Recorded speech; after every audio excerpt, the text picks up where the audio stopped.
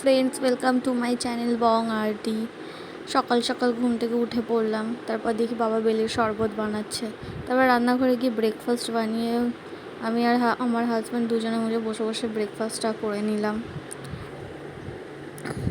এবার ঘরের কিছু কাজ ছিল, টুকটাক কাজ সেরে নিয়ে বেড কভারটা ভাবলাম আজকে বেড কভারটা চেঞ্জ করে দিই, তাই বেড কভারটা চেঞ্জ করছিলাম।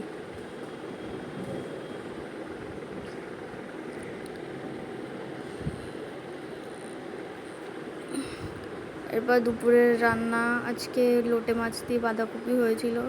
মা এটা খুব ভালো রান্না করে, আর আমি একটু গিয়ে মায়ের হেল্প করছিলাম। তেমন রান্নাবান্না করতে হয় না, তাও ভাবলাম যে একটু গিয়ে একটু আজকে মাংসটা করি। তারপর দুপুরে একসঙ্গে সবাই লাঞ্চে বসে পড়লাম, আমি, মা আর আমার বর।